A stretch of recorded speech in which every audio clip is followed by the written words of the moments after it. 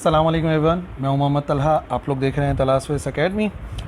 आज की वीडियो के अंदर हम लोग जो है वो फर्स्ट ईयर फिज़िक्स का जो एनुअल एग्ज़ाम हुआ है प्री इंजीनियरिंग और प्री मेडिकल का, उसके न्यूमेरिकल के सेक्शन को सॉल्व करने वाले हैं, न्यूमेरिकल सॉल्व करने वाले हैं और थोड़ा सा अगर कोई साइंटिफिक रीज़न होगा तो उसको भी डिस्कस कर लेंगे। और अगर आपको MCQs की वीडियो देखनी है तो वो ऑलरेडी चैनल के ऊपर अपलोडेड है। मैं यहाँ पर आई बटन में इसका लिंक शेयर कर देता हूँ, वहाँ पर जाके देख सकते हैं। तो चलिए देखते हैं। हमारे पास है section B, short answers question, और यहाँ पे क्या था, टोटल 9 पार्ट जो है हमें अटेम्प्ट करने थे। क्वेश्चन नंबर 2 का part 1, find the work done by moving an object along a straight line. एक स्ट्रेट लाइन है जिसके कोऑर्डिनेट्स गिवन है 3, 2, -1 और दूसरे कोऑर्डिनेट है 2, -1, 4। एक फोर्स फील्ड में है जो कि ये रही, फोर्स भी गिवन है, वर्क डन हमें फाइंड करना है। तो हमारा जो पहला सवाल होगा वो होगा क्वेश्चन नंबर 2 का पार्ट 1। ठीक है, अब सबसे पहले हमें जो है वो पोजीशन वेक्टर्स गिवन है, मतलब हमें तो कोऑर्डिनेट्स गिवन है, हम उसको पोजीशन वेक्टर्स बनाएंगे।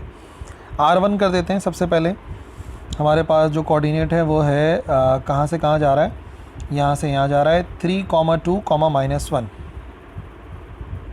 3, 2, -1। ठीक है, और कहाँ तक जा रहा है, R2 तक जा रहा है, उसके कोऑर्डिनेट्स भी गिवन है 2, -1, 4, 2, -1, 4। ठीक है, 4 ही था, यस।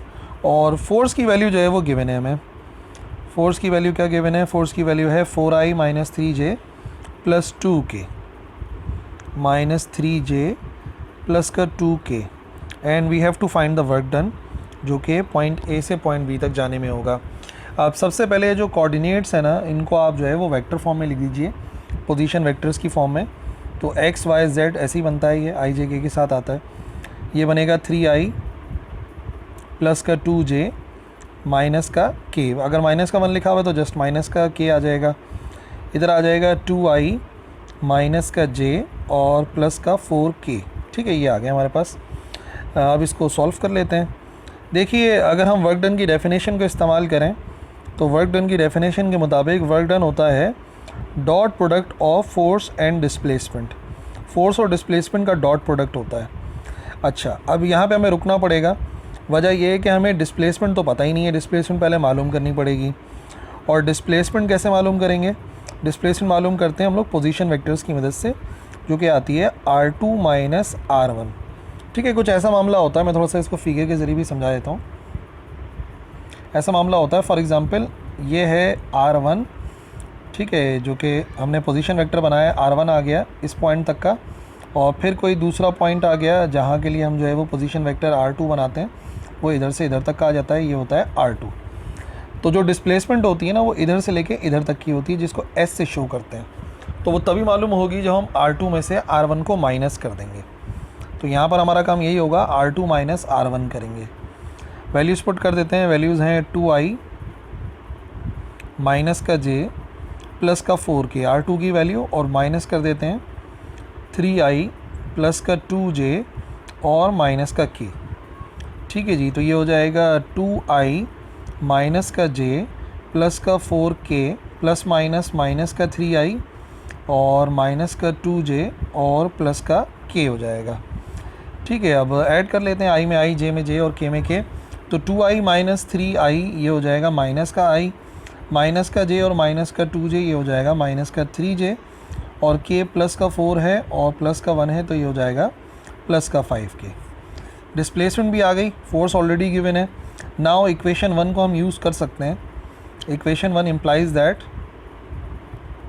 वर्क डन बराबर है फोर्स की वैल्यू, फोर्स है 4i -3j + 2k, और इसका डॉट प्रोडक्ट मालूम करना है हमें, -i -3j और +k 5k के साथ। ठीक है जी, तो फिर क्या होगा, i वाली वैल्यू को i वाली वैल्यू से मल्टीप्लाई करना है, j वाली वैल्यू को j वाली वैल्यू से, और k वाली वैल्यू को k वाली वैल्यू से मल्टीप्लाई करना है। सो 4 1s are -4, minus plus 3 3s are 9 और प्लस 2 5s are 10। तो ये हो गया कितना, 19 - 4 यानी कि 15। और हमें पता है वर्क डन का जो यूनिट होता है वो होता है जूल्स। ठीक है जी, तो करेक्ट आंसर आ जाएगा हमारे पास 15 जूल के बराबर, क्वेश्चन नंबर 2 का पार्ट 1। अगला सवाल, एक पार्टिकल है 300 ग्राम का, रिवॉल्व करता है एक सर्कुलर ऑर्बिट में और उस सर्कुलर ऑर्बिट का रेडियस गिवन है 25 सेंटीमीटर। ठीक है, पार्टिकल है 300 ग्राम का, गोल गोल घूम रहा है, रिवॉल्व कर रहा है सर्कुलर ऑर्बिट में और रेडियस जो है वो 25 सेंटीमीटर है। हैविंग एंगुलर वेलोसिटी, जो एंगुलर वेलोसिटी है वो गिवन है 2.5 रेवोल्यूशन पर सेकंड में गिवन है, 2.5 रेवोल्यूशन पर सेकंड, और हमें कैलकुलेट करना है angular momentum of the particle. We have to find the angular momentum of the particle. Question number 2 का पार्ट 2। ठीक है, सबसे पहले डेटा ही बनाते हैं, फिर सिंप्लीफाई कर लेंगे। सबसे पहले हमें मास ऑफ पार्टिकल गिवन था, मास ऑफ पार्टिकल है 300 ग्राम, ये आ गया 300 ग्राम। उसके बाद हमें रेडियस गिवन था, रेडियस है 25 सेंटीमीटर्स, ये आ गया 25 सेंटीमीटर्स। फिर हमारे पास आ रहा है एंगुलर वेलोसिटी यानी कि omega 2.5 revolution per second, and we have to find the angular momentum. ठीक है, मालूम कर लेंगे एंगुलर मोमेंटम, कोई प्रॉब्लम नहीं है। सबसे पहले देख लो कन्वर्जन, ग्राम को किलोग्राम में ले जाना पड़ेगा, डिवाइड बाय 1000 कराएंगे, 300 divide by 1000 it is equal to 0.3 kilogram. ठीक है, सेंटीमीटर से मीटर में जाना है, डिवाइड बाय 100 करना पड़ेगा, ये बराबर हो जाएगा 0.25 मीटर्स के। ऐसा यूनिट्स में कन्वर्ट कर रहे हैं, और यहाँ पर रेवोल्यूशन है, और जो ऐसा यूनिट है वो रेवोल्यूशन नहीं होता, वो रेडियन होता है, तो हमें इसको रेडियन में कन्वर्ट करना पड़ेगा।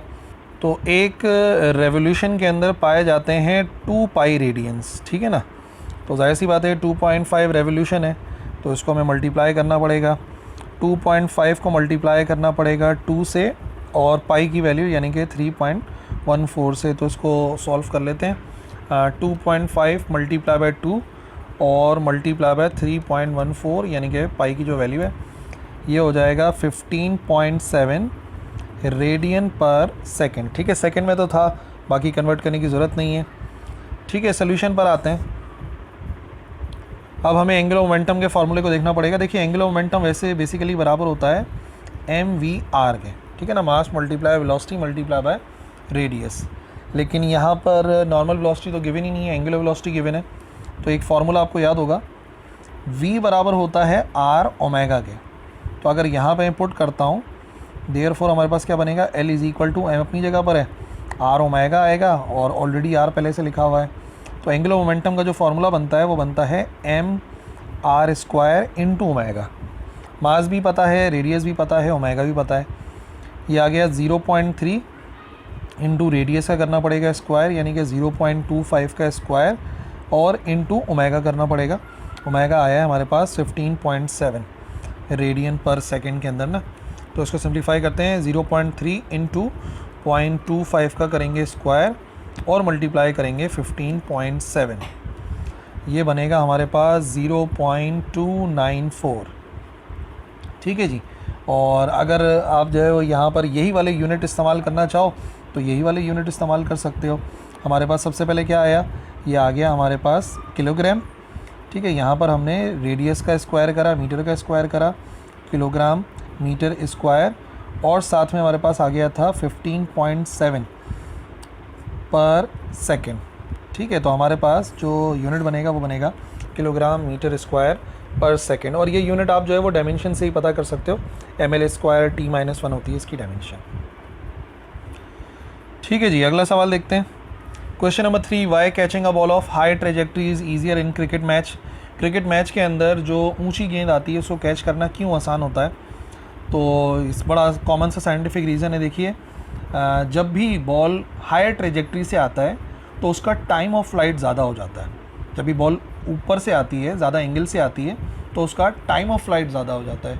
जब टाइम ऑफ फ्लाइट ज़्यादा हो जाएगा तो फील्डर को वक्त मिल जाता है बॉल के नीचे एडजस्ट होने के लिए, और इसी वजह से कैच ईजीली पकड़ा जा सकता है। ठीक है ना, अगर हायर ट्रेजेक्ट्री नहीं है, लोअर ट्रेजेक्ट्री है, तो उस सूरत में क्या होगा, बॉल जल्दी पहुंच जाएगी, तो कैच छूट जाता है क्योंकि फील्डर रेडी नहीं हो पाता। हायर ट्रेजेक्ट्री में थोड़ा सा आसान हो जाता है, क्योंकि हायर ट्रेजेक्ट्री का मतलब हो गया ज़्यादा टाइम ऑफ फ्लाइट, और ज़्यादा टाइम ऑफ फ्लाइट का मतलब हो गया फील्डर को एडजस्ट होने के लिए बहुत मौका मिलेगा। ओके जी, क्वेश्चन नंबर 2 का पार्ट 4 न्यूमेरिकल है, इसको देखते हैं।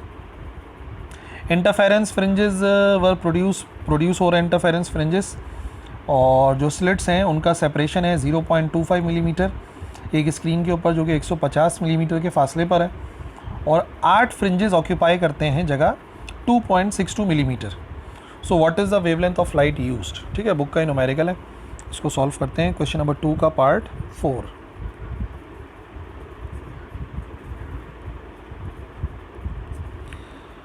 ओके जी, तो पहले क्या गिवन था, पहले हमें गिवन था स्लिट सेपरेशन। स्लिट सेपरेशन आ गया हमारे पास 0.25 मिलीमीटर। स्लिट्स कितनी दूर हैं, डी से शो करते हैं 0.25 मिलीमीटर्स। उसके बाद हमारे पास आ गया स्क्रीन का फासला, एल से शो करते हैं 150 मिलीमीटर, 150 मिलीमीटर के फासले पर है, और आखिर में हमें दिया हुआ है 8 फ्रिंजेस जगह घेर रहे हैं 2.62 मिलीमीटर।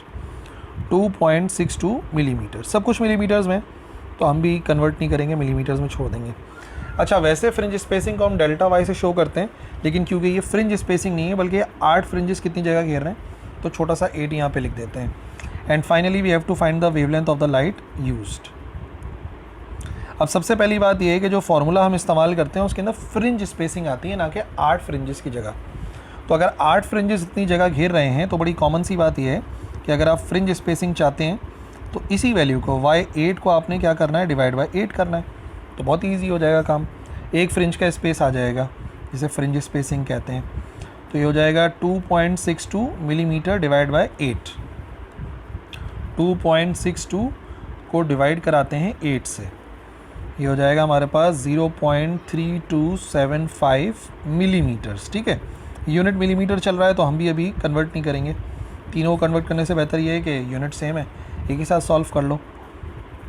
अब फ्रिंज स्पेसिंग का फार्मूला डेल्टा वाई बराबर होता है लैम्डा एल ओवर डी के, बट क्योंकि हमें लैम्डा मालूम करना है तो उसे सबसे अलग कर लेते हैं। लैम्डा अलग करेंगे, डी हो जाएगा उस तरफ जाके मल्टीप्लाई, और एल हो जाएगा इस तरफ जाके डिवाइड, तो delta y into d divide by l. 0.3275 into d यानी कि 0.25, और एल बराबर है 150 के। 0.25 को मल्टीप्लाई किया और फिर डिवाइड कर दिया हमने 150 के साथ, तो हमारे पास आंसर आ गया लैम्डा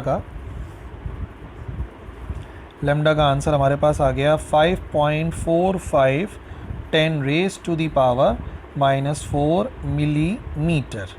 ठीक है, और अगर आप चाहें तो फाइनली आप इसको मीटर्स में कन्वर्ट कर सकते हैं। मिली का मतलब होता है 10 रेज टू दी पावर -3, तो लैम्डा बराबर आ जाएगा 5.45, ऑलरेडी पावर -4 तो थी, मिली का -3 ऐड होके ये हो जाएगा -7 मीटर्स।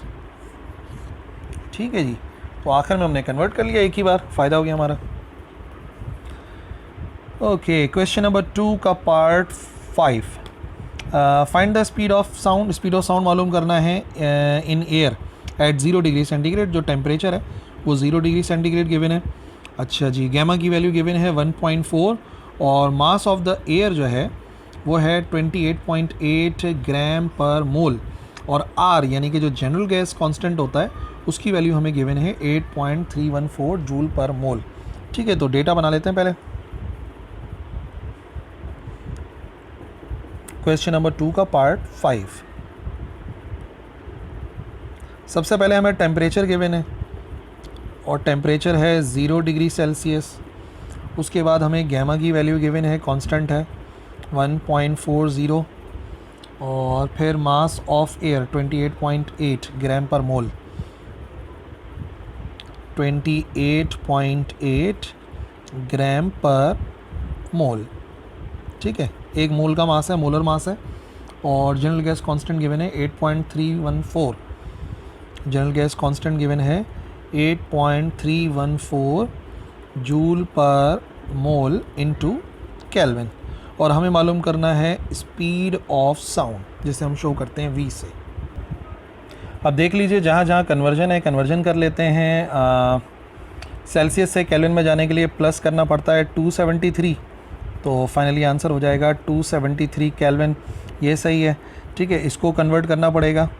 ठीक है, ये कन्वर्ट करना पड़ेगा ना, ऐसे यूनिट्स में तो 28.8 ग्राम पर मोल है ना, और हमें इसको कन्वर्ट करना पड़ेगा केजी में। तो केजी में कन्वर्ट करने के लिए क्या करते हैं हम, डिवाइडेड बाय 1000 ताकि किलोग्राम पर मोल में आ जाए। तो 28.8 डिवाइड बाय हमें करना है 1000, ये हो जाएगा हमारे पास 0.0288। ठीक है, ये हो गया किलोग्राम पर मोल। अब सब कुछ सही है, फार्मूला यूज़ करते हैं और जस्ट हमारे पास आंसर आ जाएगा। तो जो फार्मूला है ना स्पीड ऑफ साउंड का, टेम्परेचर को जो हम यूज़ करते हैं, स्पीड ऑफ साउंड बराबर होता है अंडर रूट गैमा RT/m। ठीक है जी, लेकिन बस कन्वर्जन थी इसमें, फार्मूला तो सिंपल सा है, डायरेक्टली वैल्यूज़ पुट करनी है। सो V बराबर आ जाएगा गैमा की वैल्यू 1.40 एडियाबैटिक कांस्टेंट जो होता है। अच्छा जी, R हमारे पास होता है जनरल गैस कांस्टेंट 8.314 जो उन्होंने दिया है, इनटू टेम्परेचर ऑलरेडी हम कन्वर्ट कर चुके हैं 273 है, और नाउ इसको डिवाइड करना है m से 0.0288। सिम्प्लीफाई कर लेते हैं, फिर रूट वाला स्टेप अलग कर लूँगा। 1.40 इंटू 8.314 इंटू 273, ठीक है जी, डिवाइडेड बाय 0.0288। तो v बराबर आ रहा है हमारे पास अंडर रूट वाला स्टेप अलग से कर लेंगे, 11033.7। ठीक है, अब इसका स्क्वायर रूट लेते हैं, स्क्वायर रूट ऑफ 1103333.7, ये बराबर आ गया हमारे पास v is equal to 332.1 metres per second. ऐसा यूनिट जो है वो मीटर्स पर सेकेंड है, और अगर आपको याद हो तो speed of sound 0 degree centigrade पे 332 मीटर पर सेकेंड ही होती है, तो आंसर भी तकरीबन ऐसे ही आएगा जो कि आपको याद होता है। ओके जी, क्वेश्चन नंबर 2 का part 6, prove that simple pendulum execute simple harmonic motion. तो ये तो बड़ा ही सिंपल सा है, और ये क्वेश्चन है, मिल जाएगा आपको, चैनल पे जाके देख सकते हो। न्यूमेरिकल नहीं है बेसिकली ये। क्वेश्चन नंबर 2 का पार्ट 7 जो है ये न्यूमेरिकल है, इसको देख लेते हैं। क्वेश्चन नंबर 2 का पार्ट 7,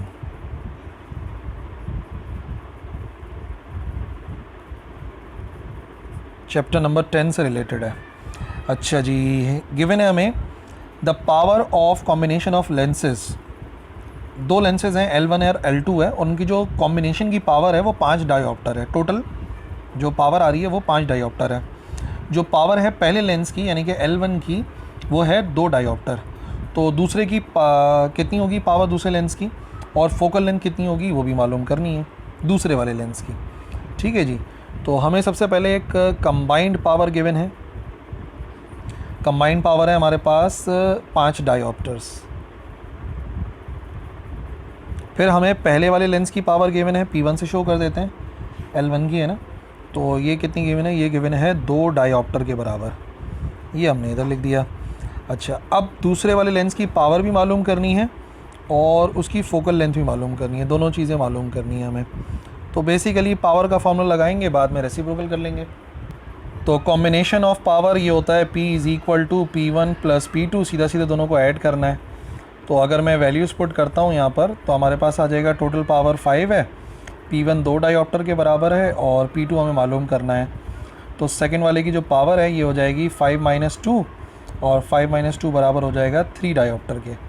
तो अगर एक की जो है वो 2 डायोप्टर है तो दूसरे की 3 ही होगी, तभी तो टोटल जो है वो 5 आ रहा है।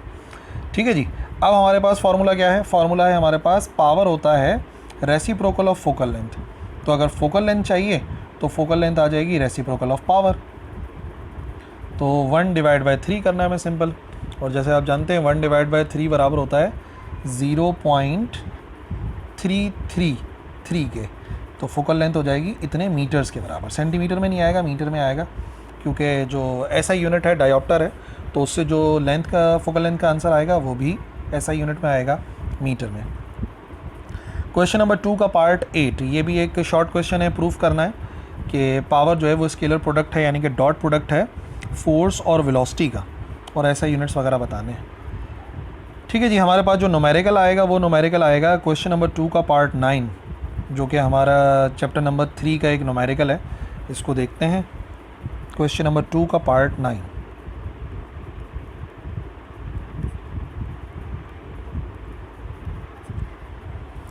तो एक हेलीकॉप्टर है जो कि ऊपर की तरफ उठ रहा है। असेंडिंग का मतलब होता है ऊपर की तरफ उठना, और जो रेट है वो 12 मीटर पर सेकेंड है, 12 मीटर पर सेकेंड है। जब वो 80 मीटर की हाइट तक पहुंचता है तो एक पैकेज को ड्रॉप किया जाता है, वो एक पैकेट को ड्रॉप कर देता है। How long does the package take to reach the ground. अब हेलीकॉप्टर ऊपर की तरफ उड़ते हुए फेंक रहा है तो थोड़ा सा अलग मामला होगा इसमें ना, तो वो बात मुझे अभी आपको समझानी पड़ेगी कि ऊपर उड़ते हुए फेंक रहे हैं तो इनर्शिया की वजह से कुछ एक्स्ट्रा डिस्टेंस भी जो हेलीकॉप्टर है वो कवर करेगा, और हेलीकॉप्टर कवर करेगा तो यकीनन पैकेज भी कवर करेगा। ऐसा कुछ मामला होगा। मिसाल के तौर पे ये हमारे पास आ गया ग्राउंड, और ये आ गया हाइट जो है ना H1, 80 मीटर वाली जो हाइट है ये वो है। तो यहाँ से पैकेज को ड्रॉप करते हैं, लेकिन जैसे कि मैंने बताया क्योंकि जो हेलीकॉप्टर है वो ऊपर की तरफ उठते हुए ऐसा कर रहा है तो ये पैकेट थोड़ी देर ऊपर की तरफ जाएगा, बिल्कुल सीधा ही जाएगा, लेकिन मैं समझाने के लिए थोड़ा सा टेढ़ा लेकर जा रहा हूँ। यहाँ तक पैकेट जाएगा, ड्यू टू इनर्शिया एक्स्ट्रा ऊपर जाएगा, और यहाँ तक जाने के बाद फिर ग्रेविटी की वजह से वो आहिस्ता आहिस्ता नीचे की तरफ गिर जाएगा, ज़मीन तक पहुँच जाएगा। तो असल में हमसे जो पूछा गया है वो पूछा गया है कितनी देर लगेगी। तो दो टाइम है, एक तो ऊपर जाने वाला टाइम होगा और फिर एक ऊपर से नीचे आने वाला टाइम होगा। दो टाइम होंगे, दोनों टाइम कैलकुलेट कर लेंगे, दोनों को ऐड कर लेंगे, आंसर आ जाएगा। ठीक है। अब इसी दौरान समझने वाली बात यह है कि कुछ एक्स्ट्रा हाइट भी इसने कवर करी है ना, यानी कि अगर देखा जाए तो यहाँ से लेके यहाँ तक की कुछ एक्स्ट्रा हाइट भी इसने कवर करी है, इसको हम H2 से शो करेंगे। तो ये वाली हाइट H1 है, ये वाली हाइट H2 है, और अगर टोटल हाइट समझना चाह रहे हो यहाँ से लेके यहाँ तक तो उसको H कर देंगे, और ये H आप जानते हैं सीधा सीधा आ सकता है H1 प्लस H2 के। बाकी का डेटा भी इधर ही लिख देता हूँ। 12 मीटर पर सेकेंड से जा रहा था, जो VI होगा यहाँ पर वो 12 मीटर पर सेकेंड होगा। यहाँ पे पहुँच के पैकेट थोड़ी देर के लिए रुकेगा तो VF 0 के बराबर होगा। ठीक है ना, इनर्शिया की वजह से पैकेट थोड़ा सा एक्स्ट्रा ऊपर जाएगा, यहाँ से ऊपर चला जाएगा, रुकेगा नहीं, फिर ऊपर जाते जाते इनर्शिया की वजह से एक टाइम के बाद जाके रुकेगा और फिर ज़मीन की तरफ आएगा। तो अगर मैं अपवर्ड मोशन की बात करता हूँ तो VI 12 मीटर पर सेकेंड है और VF जो है वो 0 मीटर पर सेकेंड है। ये अपवर्ड मोशन की बात हो रही है अभी, और मालूम हमें करना है टोटल टाइम कितना लगेगा, जिसको मैं कैपिटल T से शो कर देता हूँ। ठीक है जी। और H1 आपको पता है, H1 का डेटा भी इधर ही लिख देता हूँ, 80 मीटर्स है एक्चुअल। तो सबसे पहली बात हम सॉल्व करेंगे अपवर्ड मोशन को। अपवर्ड मोशन में दो चीज़ें मालूम करनी है हमें, एक तो T1 मालूम करना है और दूसरा H2 मालूम करना है। कर लेते हैं।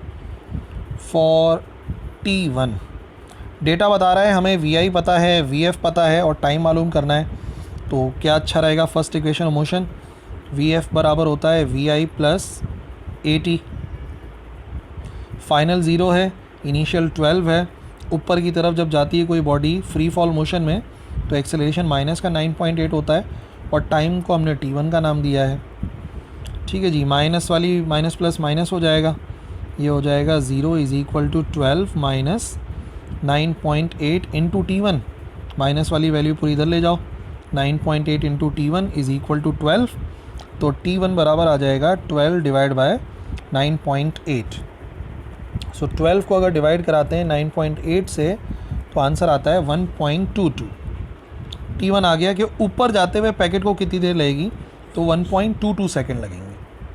अब ऊपर ही जाते हुए उसने एक्स्ट्रा हाइट भी कवर करी है, वो भी हमें निकालनी पड़ेगी ना, H2 निकालना पड़ेगा ताकि टोटल हाइट आ जाए। T2 जब तक नहीं आ सकता जब तक टोटल हाइट ना आ जाए, और टोटल हाइट जब तक नहीं आ सकती जब तक H2 ना आ जाए, इस वजह से H2 निकाल रहा हूँ। अब ये जो हाइट है, टाइम भी पता है, VI पता है, VF पता है, सेकेंड इक्वेशन से भी सॉल्व हो जाएगा, थर्ड इक्वेशन से भी सॉल्व हो जाएगा, हमारी मर्ज़ी है। तो जो इजी लगे मैं थर्ड से कर लेता हूँ, थर्ड मुझे इजी लगती है।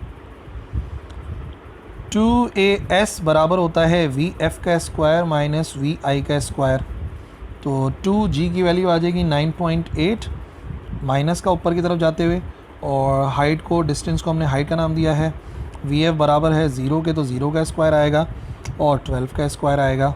2 इंटू 9.8 माइनस का 19.6 H2, 0 का स्क्वायर 0 हो गया, माइनस यहाँ से आ गया सीधा सीधा, और 12 का स्क्वायर 144। तो फाइनली H2 बराबर आएगा माइनस का 144 डिवाइड बाय माइनस का 19.6। तो माइनस से माइनस कैंसिल, और अभी 144 को डिवाइड करा देते हैं 19.6 से। ये आ गया 7.34, H2 बराबर आ जाएगा 7.34 मीटर्स। ठीक है जी। तो ये H2 हमने क्यों निकाला था, ताकि ये पता लग जाए कि टोटल अब हाइट हो कितनी गई है। तो अगर मैं टोटल हाइट निकालना चाहूँगा H, तो बड़ी सिंपल सी लॉजिक है, H1 में H2 को ऐड करना पड़ेगा, 80 प्लस 7.34, ये हो जाएगा 87.34 मीटर्स। अब जो ऊपर मोशन हो रहा था ना, ऊपर की तरफ जो मोशन हो रहा था, उसका मामला एंड हो गया। अब ज़रा आ जाते हैं डाउनवर्ड मोशन पे। फॉर डाउनवर्ड मोशन,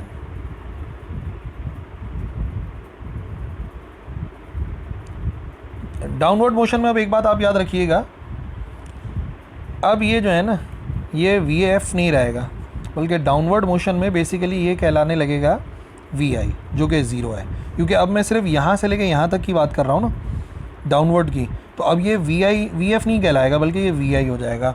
तो डाउनवर्ड के लिए आप ये बात याद रखिए कि वी आई बराबर है ज़ीरो के,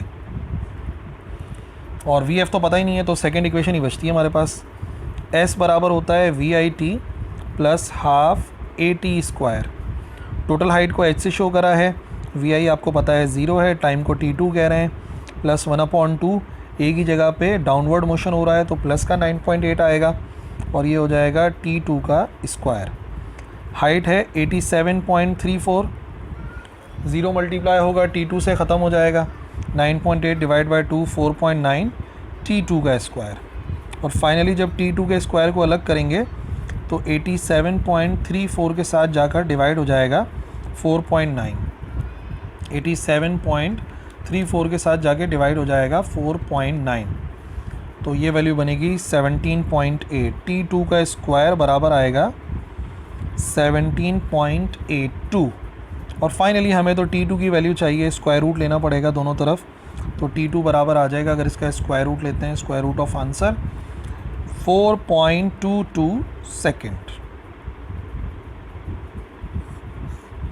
दोनों टाइम आ गए हमारे पास, ऊपर जाने वाला टाइम था 1.22, नीचे आने वाला टाइम आ गया 4.22, और फाइनली अब हम मालूम करेंगे टोटल टाइम, जितनी देर ये हवा में रहेगा, और वो जो टोटल टाइम ये कुल हवा में रहेगा, उसके लिए बनेगा हमारे पास formula T is equal to T1 plus T2, तो 1.22 प्लस 4.22, ये हो जाएगा 5.44 सेकेंड। तो टोटल इतनी देर हवा में रहेगा ये जो भी पैकेट था, क्या चीज़ थी, ठीक है, एक पैकेट जो था। क्वेश्चन नंबर 2 का part 10, using dimensional analysis verify the equation. ये जो दोनों इक्वेशंस हैं, इनको वेरीफाई करना है, इंतहाई आसान सी इक्वेशंस हैं, इनको हमें वेरीफाई करना है with the help of dimensional analysis. Question number 2 का पार्ट 10,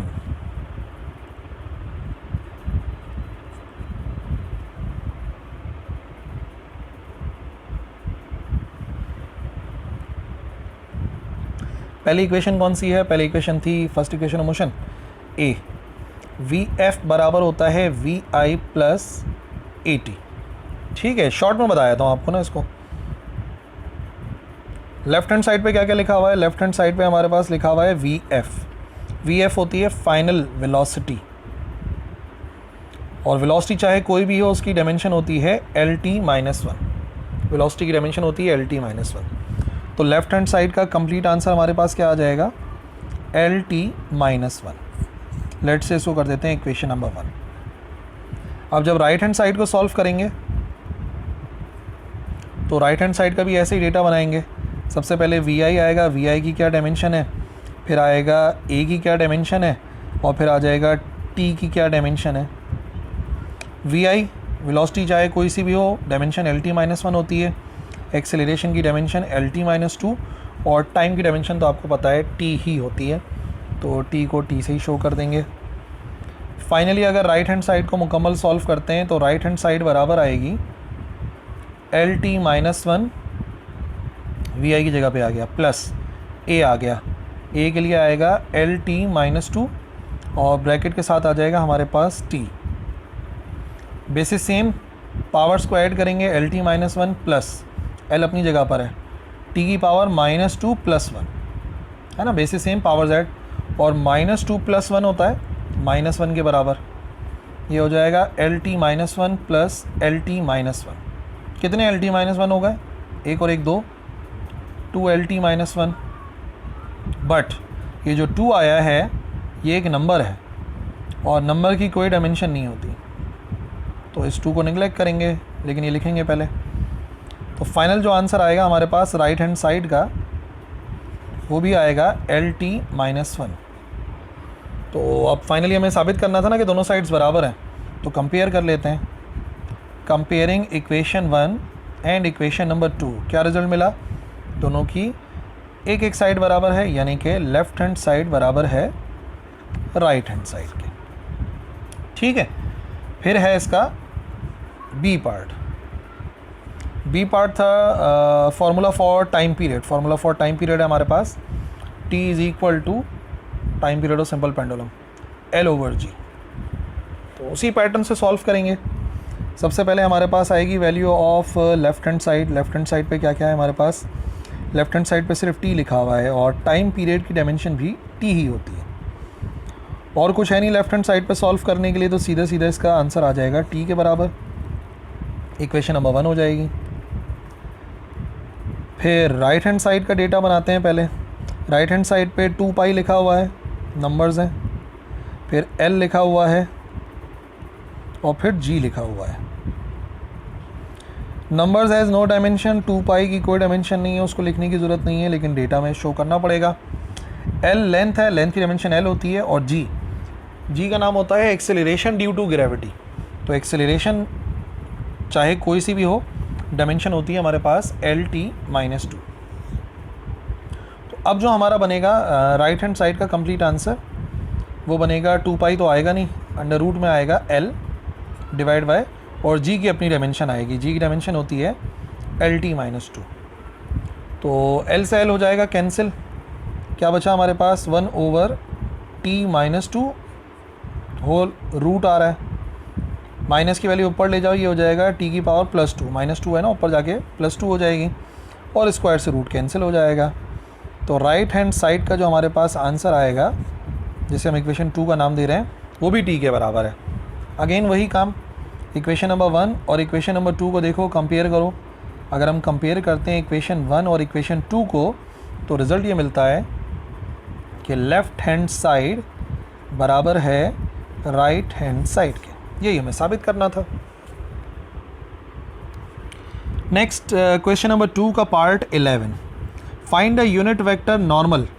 ठीक है, नॉर्मल भी कह सकते हैं, और बुक में हमारे लिए वर्ड यूज़ होता है यहाँ पर perpendicular, unit vector perpendicular to the plane, और प्लेन जो है उसके दोनों वेक्टर्स गिवन है, वेक्टर A और वेक्टर B। क्रॉस प्रोडक्ट का एक न्यूमेरिकल है ये। क्वेश्चन नंबर 2 का पार्ट 11, डेटा में सिर्फ हमारे पास आएगा 2 वेक्टर्स, वेक्टर A आएंगे और वेक्टर B आएंगे, वेक्टर A वेक्टर B, और मालूम करना है यूनिट वेक्टर नॉर्मल। नॉर्मल को ऐसे शो करते हैं। अच्छा जी, I - 2j plus k, I - 2j plus का k, और vector B 4I - 4j plus का 7k। ठीक है जी, सॉल्व करते हैं। बेसिकली जो फार्मूला होता है ना किसी भी यूनिट वेक्टर का, वो होता है vector divide by its magnitude, और नॉर्मल वेक्टर होता है, अगर नॉर्मल का मतलब परपेंडिकुलर होता है, परपेंडिकुलर का आंसर क्रॉस प्रोडक्ट से आता है। तो अगर क्रॉस प्रोडक्ट को डिवाइड कराते हैं क्रॉस प्रोडक्ट के ही मैग्नीट्यूड से, तो जो आंसर आएगा वो होगा यूनिट वेक्टर नॉर्मल, या उसे हम कहते हैं यूनिट वेक्टर परपेंडिकुलर। तो पहले क्रॉस प्रोडक्ट मालूम करना है और उसके बाद उसका मैग्नीट्यूड मालूम करना है। A क्रॉस B, तो हम उसको डिटर्मिनेंट वाले मेथड से करेंगे। A क्रॉस B को सबसे पहले कॉलम में हम लिखते हैं I, J और K, फिर हम लिखते हैं पहले वेक्टर के कोऑर्डिनेट्स। पहला वेक्टर यानी कि वेक्टर A, I के साथ क्या लिखा हुआ है 1, J के साथ क्या लिखा हुआ है -2, और K के साथ लिखा हुआ है 1। फिर हम लिखते हैं दूसरे वाले जो वेक्टर होता है यानी कि वेक्टर B के कोऑर्डिनेट्स। I के साथ आ रहा है 4, J के साथ आ रहा है -4, और K के साथ आ रहा है 7। ठीक है जी, और अब एक्सपेंड करेंगे। एक्सपेंड करने के लिए क्या करते हैं, I को सेलेक्ट करते हैं और I की रॉ और I का कॉलम छोड़ देते हैं। I को सेलेक्ट करते हैं और I की रॉ और I का कॉलम छोड़ के जो बचता है उसको लिख देंगे।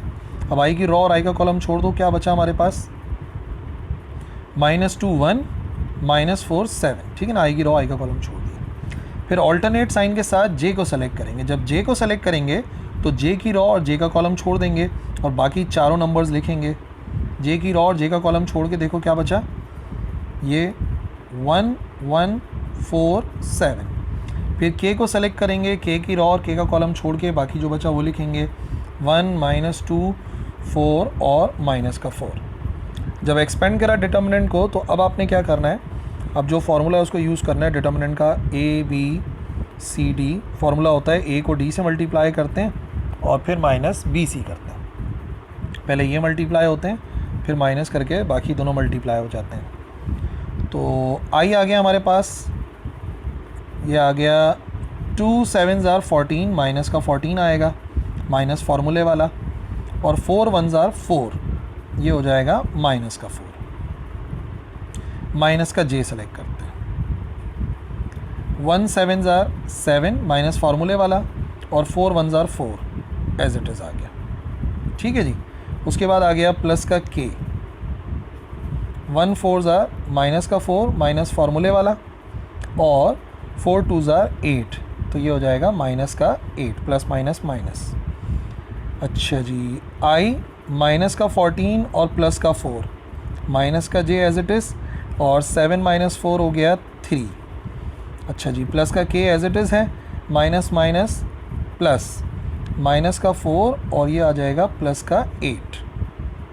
अभी क्या बचा, 40 माइनस का 14 प्लस का 4, ये हो जाएगा माइनस का 10i, ये हो जाएगा माइनस का 3j, और ये कितना बन गया हमारे पास, प्लस का 4k, ठीक है। ये हमारे पास किसका आंसर आया है, ये आंसर आया हमारे पास a क्रॉस b का। अब इसका मैग्नीट्यूड भी निकालना पड़ेगा। a क्रॉस b का मैग्नीट्यूड निकालने के लिए क्या करेंगे, x का स्क्वायर प्लस y का स्क्वायर प्लस z का स्क्वायर, तो ये हो जाएगा -10 का स्क्वायर प्लस -3 का स्क्वायर और प्लस के 4 का स्क्वायर। स्क्वायर करके ऐड करके रूट लेना है, तो ये हो जाएगा 10 का स्क्वायर 100 प्लस 9 प्लस 16, ये हो गया हमारे पास 125, √125। और अगर हम स्क्वायर रूट लेते हैं 125 का तो वो कुछ एग्जैक्ट आता नहीं है, ये हो जाएगा a क्रॉस b, ठीक है। इसको इतना ही छोड़ देते हैं, √125। अब आखिरी काम ये है, क्योंकि इसका कंप्लीट आंसर आ नहीं रहा, अगर कंप्लीट आंसर आ रहा होता तो हम फाइंड कर लेते। अभी क्या है, अब इक्वेशन 1 के अंदर वैल्यूज़ को पुट करना है, यूनिट वेक्टर नॉर्मल आ जाए, और यूनिट वेक्टर नॉर्मल होता है a क्रॉस b को डिवाइड कराते हैं इसी के मैग्नीट्यूड से, a क्रॉस b के मैग्नीट्यूड से। तो आंसर क्या आया था हमारे पास, -10i -3j, -10i -3j और प्लस का 4k, और डिवाइड कराना है इसको √125, ठीक है। अब आप इसको एलसीएम को ब्रेक करके भी लिख सकते हैं, ऐसे भी लिख सकते हैं, क्योंकि एलसीएम को ब्रेक करने का भी कोई फ़ायदा तो है नहीं, लेकिन अगर आप चाहें तो आप एलसीएम को ब्रेक करके आंसर दे सकते हैं। अच्छा जी, क्वेश्चन नंबर 2 का part 12। A women of mass, एक औरत है, उसका वज़न है 45 किलोग्राम, और वो स्केल पर खड़ी हुई है। एलिवेटर के अंदर एक स्केल है, एक तराजू सा है, उसके ऊपर खड़ी हुई है। एलिवेटर ऊपर की तरफ उठ रहा है कांस्टेंट एक्सेलरेशन के साथ 1.2 मीटर पर सेकेंड स्क्वायर, तो उसका अपेरेंट वेट कितना होगा एलिवेटर में। और क्योंकि एलिवेटर ऊपर जा रहा है तो आपको पहले से आइडिया होना चाहिए कि उसे अपना वज़न जो है वो ज़्यादा महसूस होगा। 12 है ना, यस, उसे अपना वज़न जो है वो ज़्यादा महसूस होगा, इस बात को आप याद रखिएगा। डेटा बना लेते हैं। सबसे पहले मास गिवन है हमें 45 किलोग्राम, नोट कर लेते हैं। फिर एक्सेलरेशन गिवन है, एक्सेलरेशन है 1.2 मीटर पर सेकेंड स्क्वायर, और अपेरेंट वेट को हम लोग WAPP से शो कर देते हैं। अपेरेंट वेट जो हमने यूज़ किया था डेरिवेशन में, तो मैं उसी से न्यूमेरिकल सॉल्व कर रहा हूँ। अच्छा जी, ऊपर जाते हुए अपेरेंट वेट ज़्यादा होता है तो फॉर्मूला होता है जो एक्चुअल वेट होता है उसमें प्लस MA हो जाता है, यानी ऐसे होता है mg प्लस MA। अब मास गिवन है जी भी हमें पता है, ए भी पता है, और चाहो तो आप एम को कॉमन ले सकते हो और जस्ट जी में प्लस ए करो तो अपेरेंट वेट आ जाएगा, जिसको हम शो करते हैं डब्ल्यू ए डबल पी से अपेरेंट से। मास है 45 और 9.8 में प्लस करना है 1.2। 45 इंटू ये क्या हो गया 9.8 में अगर मैं कर देता हूँ प्लस 1.2, ये बराबर आता है 11 के। तो 45 into 11, 45 into 11 it is equal to 495 newton. तो जो उसका अपेरेंट वेट है ना उस औरत का, वो होगा 495 न्यूटन। और अगर असल वज़न मालूम करना है तो वो तो फॉर्मूला आपको पता है, W is equal to mg होता है। अपनी प्रैक्टिस के लिए एक्चुअल वेट निकालना चाहो तो निकाल लो, उसे हमें मालूम नहीं करना, हमें सिर्फ यही मालूम करना था। ठीक है जी, अगला आ गया 13 डेफिनेशन वगैरह हैं, तो ये तो आपको मिल जाएंगे चैनल पे। चैप्टर नंबर और जो क्वेश्चन नंबर 14 है वो है centripetal acceleration on a body of mass 64 kilogram when it is at equator. Equator पे रखी हुई एक बॉडी है जिसका मास 64 किलोग्राम है और हमें मालूम करना है उस पर लगने वाला सेंट्रीपिटल एक्सेलरेशन। क्वेश्चन नंबर 2 का पार्ट 14, और रेडियस ऑफ अर्थ लाजमी तौर पे गिवन होना चाहिए। तो मास कितना गिवन है, मास गिवन है 64 kilogram. Radius of earth given है, radius of earth 6.4 10 raise to the power 6 metres, और गिवन है हमें सेंटीमीटर एक्सेलरेशन मालूम करनी है। अब अगर आपको डायरेक्ट फार्मूला याद है तो आप उसको डायरेक्टली यूज़ कर सकते हो, नहीं तो बच्चों को याद नहीं होता अक्सर, तो मैं ड्राइव करवा देता हूँ। सेंटीमीटर एक्सेलरेशन का फार्मूला होता है basically r omega square, angular velocity के टर्म्स में जो होता है ना, तो उसी से हम ड्राइव करते हैं। अच्छा, ओमेगा क्या होता है, आर को भी कैपिटल कर देंगे, अभी कोई मसला नहीं है। ओमेगा क्या होता है, ओमेगा का फार्मूला होता है 2 पाई ओवर टी। ठीक है, तो अगर यहाँ पे मैं वैल्यू पुट करता हूँ AC की, तो सेंटीमीटर एक्सेलरेशन बनेगा, इसको कैपिटल R कर देता हूँ, और ओमेगा की जगह पे क्या आएगा, ओमेगा की जगह पर आ जाएगा 2 पाई ओवर टी का होल स्क्वायर, यानी पूरा फार्मूला बनेगा 4 pi square into R divide में आएगा टी का स्क्वायर। ये एक सिंपल सा फार्मूला बनेगा। अब क्या बात है, अब बात यह है कि टाइम पीरियड कितना है। अर्थ जो रोटेट करता है अराउंड इट्स ओन एक्सिस, तो उसका टाइम पीरियड कितना होता है, उसका टाइम पीरियड होता है बेसिकली 24 आवर्स। लेकिन हमें 24 आवर्स में पुट नहीं करना, हमें इसको कन्वर्ट करना पड़ेगा। तो 24 आवर्स का मतलब हो गया मल्टीप्लाई बाय 60 मल्टीप्लाई बाय 60, जो कि कितना होता है, एक दिन के अंदर होते हैं 86,400 सेकेंड्स। तो ऐसा यूनिट तो सेकेंड है ना, टाइम आपको सेकेंड में पुट करना पड़ेगा कि अर्थ अपना जो स्पिन कर रही है अपने एक्सिस के इर्द गिर्द, उसका टाइम पीरियड कितना है। सो 4 इंटू पाई की वैल्यू 3.14 का स्क्वायर, रेडियस हमें गिवन है 6.4 10 raise to the power 6 divided by t का स्क्वायर, यानी 86,400 का स्क्वायर। अब एक बात आप नोट करो, सारी चीज़ें तो कांस्टेंट सी हैं, यानी सेंटीमीटर एक्सेलरेशन हमेशा सेम आता होगा, वो मास पे डिपेंड करता ही नहीं है। मास पे डिपेंड करती है सेंटीमीटर फोर्स, और इन्होंने क्या पूछी है, सेंटीमीटर फोर्स इन्होंने पूछी नहीं है, तो मास की ज़रूरत ही नहीं है, डायरेक्ट एक्सेलरेशन आंसर आएगा। 4 इंटू 3.14 का स्क्वायर करना है, into 6.4 10 raise to the power 6 करना है, और डिवाइड कराना है इसको 86,400 के स्क्वायर के साथ। तो ये आंसर आएगा हमारे पास, और कांस्टेंट है ये 0.0338 मीटर्स पर सेकेंड स्क्वायर।